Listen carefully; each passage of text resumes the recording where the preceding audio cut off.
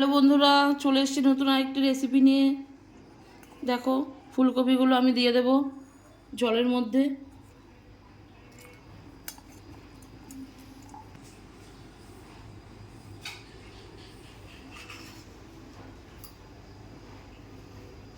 দিয়ে দেব এর মধ্যে আমি একটু নুন দিয়ে এটাকে আমি একটু ভালো করে ভিজিয়ে নেব। যদি এর মধ্যে পোকা টোকা কিছু থাকে তাহলে ওপরে উঠে আসবে, বেরিয়ে যাবে পোকাগুলো। তেলটা গরম হয়ে গেছে, দিয়ে দেবো আমি পেঁয়াজ।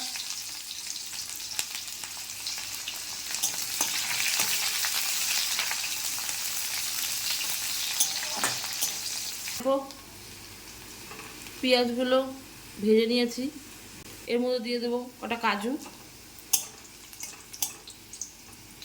এবার আমি এটাকে তুলে নেব। নুন জল থেকে ফুলকপিগুলো তুলে নিয়েছি, ভেজে নেব এবার।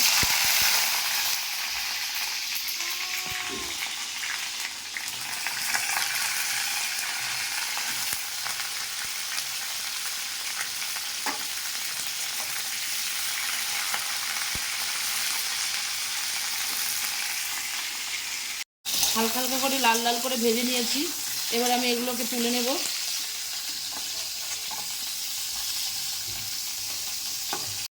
এই বেরেস্তা আর কাজু ভাজার মধ্যে আমি দিয়ে দিয়েছি পোস্তটা আগে আমি ভিজিয়ে রেখেছিলাম।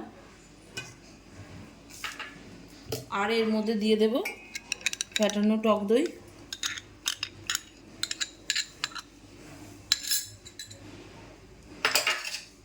আর দিয়ে দেব 4টে কাঁচা লঙ্কা।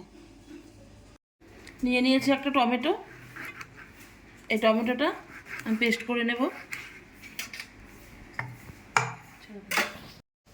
দিয়ে দেবো আমি ফুলকপি ভাজার তেলের মধ্যে গোটা গরম মশলা,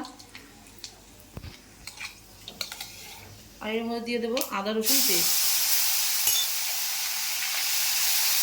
আদা রসুনের কাঁচা গন্ধটা চলে গেলে আমি এর মধ্যে দিয়ে দেব কালারের জন্য হলুদ গুঁড়ো, আর দিয়ে দেব কাশ্মীরি লঙ্কার গুঁড়ো।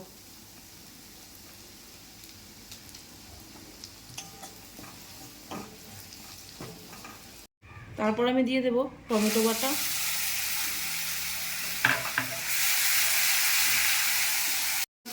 থেকে তেল ছেড়ে দিয়েছে, টমেটোটার কাঁচা গন্ধ এবার চলে গেছে। এবার আমি এর মধ্যে দিয়ে দেব একটু জিরে গুঁড়ো, 1/2 চা চামচ।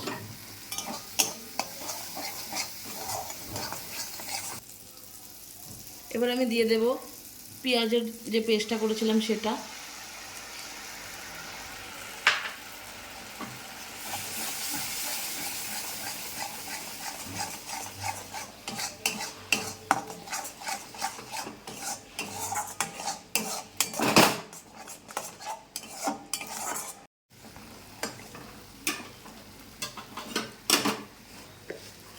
যেহেতু আমি টক দই দিয়েছি তাই এটা ব্যালেন্স করার জন্য দিয়ে দেবো চিনি।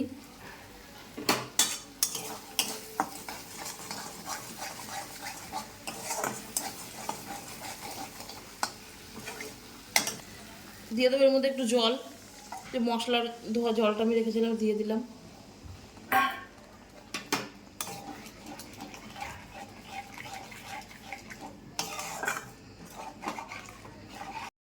দিয়ে দেবো এর মধ্যে নুন,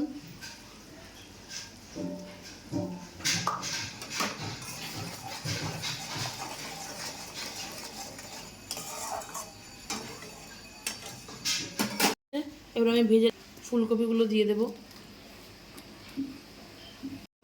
এটা আমি ঢেকে দিয়েছিলাম সুন্দর মতো যেন ফুলকপিগুলো সেদ্ধ হয়ে যায়। দেখো কত সুন্দর তেল ছেড়ে দিয়েছে। এবার আমি এটাতে দিয়ে দেবো একটু গরম মশলা।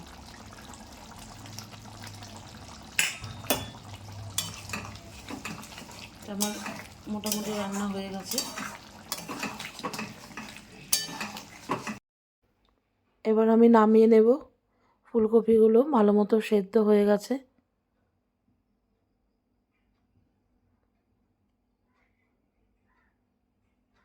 রেডি হয়ে গেছে আমার ফুলকপির রোস্ট।